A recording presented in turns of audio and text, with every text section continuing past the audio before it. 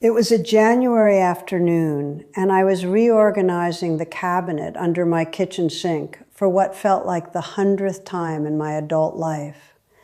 Bottles and sprays and containers I'd owned for years, some of them long enough that the labels had started to peel at the corners.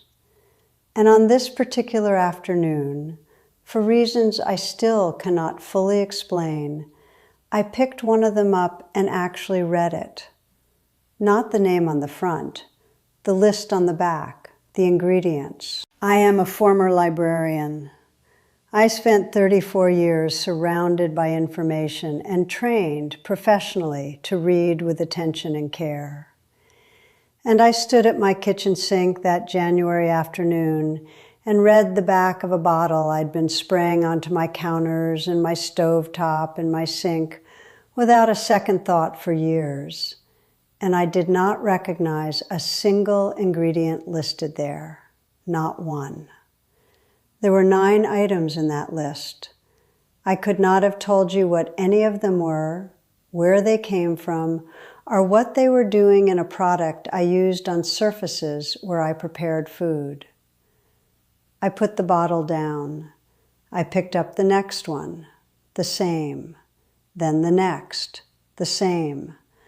I went through every product in that cabinet that afternoon, and by the time I was done, I was standing in my kitchen surrounded by bottles lined up on the counter, and I was thinking something I had never let myself think quite so directly before. I have no idea what any of this is. That was the beginning of a change that took me about 2 years to complete. I want to tell you about it today, not to alarm you and not to suggest that every cleaning product on the market is dangerous. I am not a chemist, and I will not pretend to lecture on the properties of specific compounds. But I made a significant change in how I care for this house, and the results have been better than what I had before in ways I genuinely did not anticipate. That seems worth sharing.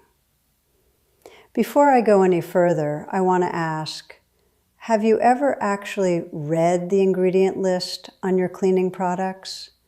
Not the scent description on the front, not the claims about what it kills or eliminates, the actual list of what is inside it. Leave a comment below and tell me. I suspect most of us have not, and I think that honest admission is a useful place to start. The modern cleaning products aisle did not always look the way it looks now.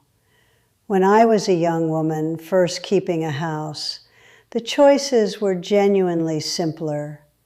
There were fewer products, and the ones that existed were less complicated in their formulations. Cleaning something meant choosing between a small number of options that had been around for years. Over the following decades, products multiplied. There are now separate sprays and solutions for every conceivable surface and task, each promising something specific that the others apparently cannot deliver. A spray for the counter, a different one for the sink, something particular for stainless steel, something else for glass, a separate product for the bathroom tile, another for the grout, another still for the inside of the oven. The cabinet under most kitchen sinks today looks more like the supply room of a small office building than a simple household necessity. I had that cabinet. For most of my adult life, I maintained it, restocked it without much thought, and used what was in it because that was simply what cleaning required. That was the assumption I carried for 50 years of keeping this house, and I had never once questioned it. The first thing that genuinely began to shift my thinking was something quieter than a headline or a documentary. It was simply this.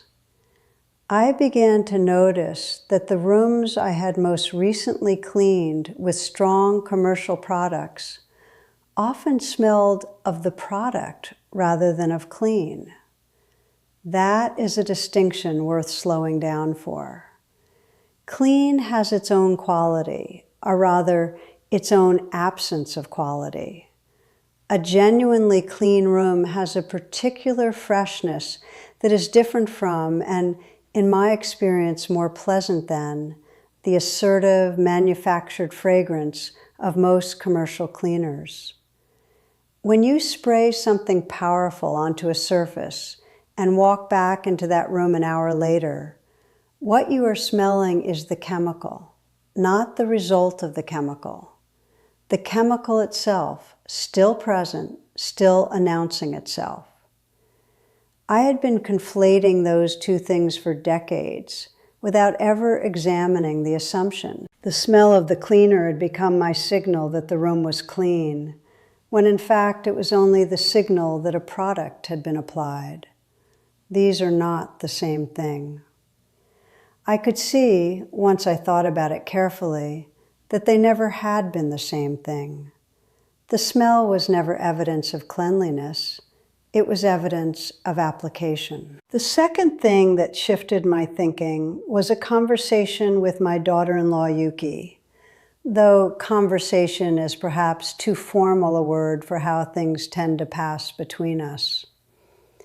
Yuki grew up in Osaka, and she has a way of looking at the material contents of a home that I have, over many years and many visits, come to find quietly instructive. I did not learn this from a class or a book. I learned it by watching her and by listening to the small, occasional observations she would offer without any pressure attached to them. On one of her visits, she was standing in my kitchen watching me clean in that calm, observational way she has, and she said something that I have thought about many times since. She said, "The fewer things you introduce into a space, the easier it is to understand what that space actually is." She was talking about cleaning products in that particular moment, but she could have been talking about almost anything, and she would have been equally right. That sentence sat with me. The fewer things you introduce. I had 14 different cleaning products under my kitchen sink at that time. 14. Each one had been purchased at a specific moment to solve a specific problem or address a specific surface, and together they had formed a complicated system that required me to know which product belonged to which task, to maintain adequate stock of each, to find space for all of them, and to encounter all of them every single time I opened that cabinet. The system had grown the way most things grow in a house, one addition at a time, across many years, without any single moment at which the accumulation became obviously unreasonable. If you enjoy this channel and want to support my work, just look directly below the video player, right next to the subscribe button, and click the button that says Join. That is how you become a Smart Organizer. Smart Organizers members get exclusive videos, a loyalty badge in the comments, and custom channel emojis. I would love to have you there. I want to tell you what I use now because that is the practical heart of this conversation.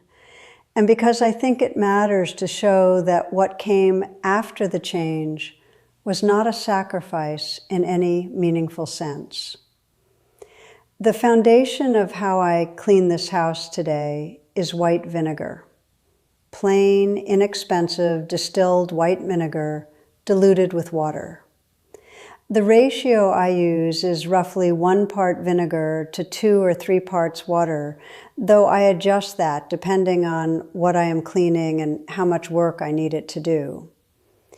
This mixture lives in a single spray bottle on my counter, which I refill from a large bottle I keep under the sink.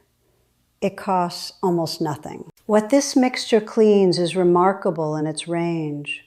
My kitchen counter, my stovetop, the outside of the refrigerator, the sink basin, my bathroom counters, the toilet exterior, mirrors, and windows. The results are, and I want to say this plainly because I know it sounds like an overclaim, better than what I was achieving with specialized commercial sprays. Vinegar is an acid, and that acidity does specific work.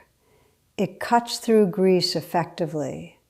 It dissolves the mineral deposits that accumulate around faucets and in sinks from hard water.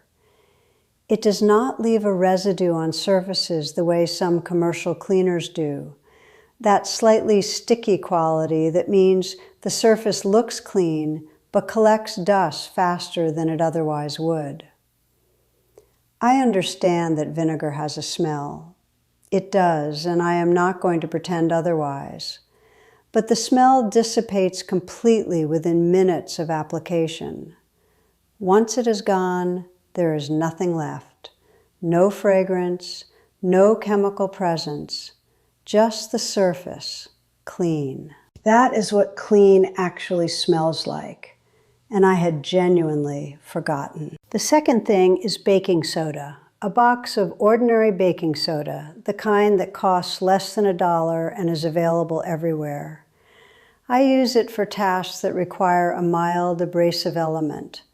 The inside of the sink when it needs more than a spray, the stove top when something is cooked onto it and a surface spray is not quite enough, the bathroom grout when it needs a real clean rather than a maintenance one. Baking soda is gentle enough that it will not scratch surfaces I care about, but substantial enough to do the physical work that sometimes only something with a little texture can accomplish. I keep one box under the sink and one in the refrigerator. That second box is there because baking soda absorbs odors from the air around it, which means a small open box in the back of the refrigerator does quiet work I would otherwise not think about. When the refrigerator box has been there a few months and its absorbing usefulness is done, I use it for cleaning before I discard it. Nothing wasted. The third thing is a Castile soap. This is a plant-based soap made from vegetable oils that has been produced in essentially the same form for several hundred years. A small amount, diluted generously in warm water, handles everything that needs soap rather than acid. I add a few drops to a bucket of warm water for mopping my floors. I use it on a damp cloth for surfaces that need the kind of cleaning that only soap can do. A very small amount mixed with water cleans my bathroom effectively. It rinses cleanly. It leaves no residue. And a single large bottle lasts a very long time because the dilution ratio means you are using almost nothing per application. The fourth thing is lemon. And this is the one I am most fond of, for reasons that are both practical and, I will admit, partly sentimental in the way that old, familiar things tend to be. Lemon is a natural, mild disinfectant and a gentle bleaching agent. Half a lemon rubbed directly on a wooden cutting board after washing cleans and deodorizes in a way that actually works. Lemon juice in warm water brightens cotton fabric that is yellowed slightly. A small bowl of water with a few lemon slices heated in the microwave for 2 minutes loosens whatever has cooked onto the interior walls so thoroughly that wiping it down afterward requires almost no effort. I had read this tip many years ago and dismissed it as one of those things people pass around without testing. I tested it. It works exactly as described. What lemon adds to the experience of cleaning that none of the commercial products I used previously ever quite delivered is this. The kitchen smells like a kitchen afterward, like citrus, like something made from a plant, like a room where someone actually lives and cooks. not like a manufactured approximation of freshness, not like a chemical designed to signal cleanliness. The smell is genuine, and it does not linger past its welcome. It simply is there for a few minutes and then is gone, leaving behind the room itself. I want to say something here that I have thought about quite a lot and want to offer to you carefully. The problem was never the cleaning. The problem was what I was cleaning around. That cabinet under my sink with its 14 different products was itself a kind of problem. I had not identified as a problem because I had never examined it directly. It meant that every time I cleaned, I first had to decide which products to retrieve, and that small decision carried a small but real weight. It meant that running low on one product created a task to add to the grocery list, and running out entirely could disrupt the routine. It meant that my home contained a substantial volume of compounds I could not name, had not consciously chosen, and whose presence in the space where I lived I had simply accepted because accepting it was the path of least resistance. If you have been using any natural alternatives and have a method you particularly like, whether something you inherited from a parent or something you arrived at on your own, I would genuinely love to hear it in the comments below. These conversations consistently produce ideas I had not considered, and I take notes. Simplifying the cabinet simplified the act of cleaning, and simplifying the act of cleaning made it easier to do regularly, rather than in those accumulated, exhausting sessions where you put it off because the system felt too large and too complicated to start. That benefit alone, the psychological one, was worth more than I expected it to be. If you are not yet subscribed to this channel, I would love to have you here. I post new videos regularly on practical topics exactly like this one, and the subscribe button is just below. Now, the practical question. How do you actually make this change without it feeling overwhelming? The answer I found is that you do it the same way you make any durable change in a house. Not all at once, and not by throwing away what you have in a single decisive afternoon. You simply stop automatically replacing things. When a product you currently use runs out, pause before you go and buy another bottle of the same thing. Ask yourself whether one of the 4 alternatives I have described can serve that same function. In most cases, if you test it, you will find that it can. You do not need to discard anything you currently own. You use what you have, and when it is gone, you replace it thoughtfully rather than automatically. I started with the counter spray. When my last bottle was empty, I made the vinegar solution instead. That was the only change for the first few weeks, and it was small enough that it required nothing from me. I used it, I observed that it worked, and I continued. Then the bathroom spray ran out. I tried the vinegar solution there too. Then the glass cleaner. The cabinet cleared itself over months, each time something finished, by my choosing not to refill it with the same thing. By the end of the first year, I had gone from 14 products to 5. By the end of the second year to 3. The baking soda, the Castile soap, and the vinegar solution. The lemon I simply keep because it is a fruit, and I always have it in the kitchen anyway. What I found in that cabinet when the simplification was complete was something I had not anticipated. Space. Actual, physical, visible space, where before there had been an accumulation that required management. I stood in front of that open cabinet one morning and thought, this is enough. This is all I need. And the clarity of that thought, the specific satisfaction of it, was something I had not known I was missing until I had it. That is, when I think about it now, what Yuki had been describing all along. Tell me in the comments, is this a change you have been thinking about but have not yet started? Or have you already been doing some version of this for years? I would love to know where you are, because this is a conversation I think deserves to keep going. And if this is the first of my videos you found, welcome. I would be glad to have you subscribe. I will see you in the next one.